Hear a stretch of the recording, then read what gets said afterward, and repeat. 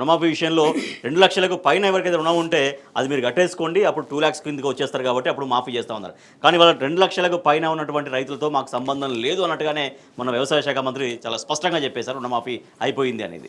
Revenue శాఖ మంత్రి ఒక స్టేట్మెంట్ ఇస్తారు రాజేష్ గారు, అట్లాగే వ్యవసాయ శాఖ మంత్రి మరో స్టేట్మెంట్ ఇస్తారు. ఆ మంత్రుల మధ్యనే సమన్వయం లేదు. తెలంగాణ రాష్ట్రంలో ఉన్నటువంటి రైతుల సంఖ్య మీద పూర్తి క్లారిటీ లేదు. గతంలో కేసీఆర్ గారి ప్రభుత్వం 58 లక్షల పైచిలకు రైతుల కుటుంబాలకు ఒక్కో కుటుంబాన్ని యూనిట్గా ఎన్ని ఎకరాలు ఉంటాయి. ఇప్పుడు ఫర్ ఎగ్జాంపుల్ ఒక కుటుంబంలో అన్నాతమ్ములు ఇద్దరికి వేరువేరుగా 3 ఎకరాలు ఉంటాయి. ఇద్దరికి కూడా సపరేట్గా 3 ఎకరాలకు సరిపోయేంత రైతు బంధు నిధులను వాళ్ళ కుటుంబానికి అందించేవాడు. డైరెక్ట్గా నేరుగా వాళ్ళ అకౌంట్లో డబ్బులు పడేవి. సో ఇవాళ ఈ ప్రభుత్వం వచ్చిన తర్వాత కేసీఆర్ గారి మీద దుమ్మెత్తి పోస్తూ ఆ పథకమే తప్పన్నట్టుగా ఇవాళ రైతు బంధు పథకం ఏదైతే కేసీఆర్ గారు ప్రవేశపెట్టారో ఆ పథకం దేశవ్యాప్తంగా దాదాపుగా నరేంద్ర మోడీ గారు కూడా కాపీ కొట్టిరు ఆ ప్రభుత్వాన్ని, ఆ పథకాన్ని. అట్లాగే పశ్చిమ బెంగాల్లో ఉన్నటువంటి మమతా బెనర్జీ గారు కూడా కాపీ కొట్టి ఆ పథకాన్ని తీసుకొచ్చారు.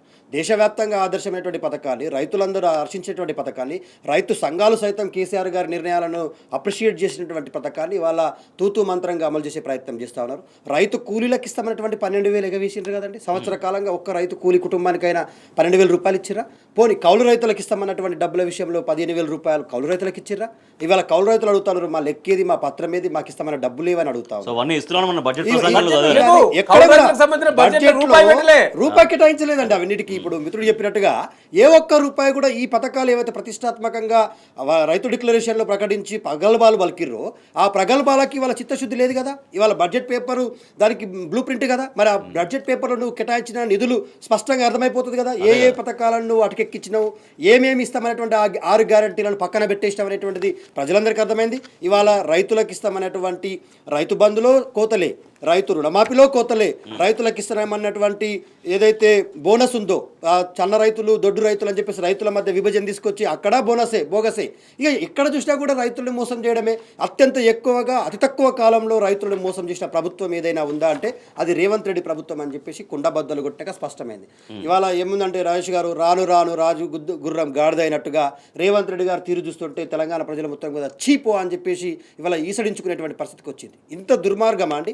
ఇవాళ రైతులు ఇవాళ మహిళల మీద దాడులు, రైతులు గోసపడము, రైతులు దేవుడి గుడిలో గుడిగంటకు ఉరితాడై వేలాడము, ఇది ఎక్కడైనా చూస్తామని దేశంలో ఇంత ఘోరమైనటువంటి పరిస్థితి. ఇంకొకటి ఇవాళ బడ్జెట్ వేదికగా ఎంత అబద్ధం అండి.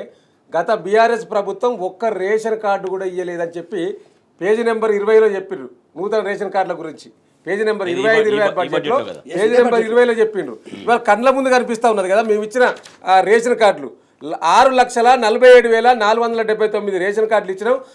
20,69,033 మందిని కుటుంబ సభ్యులను అందులో చేర్చినాం.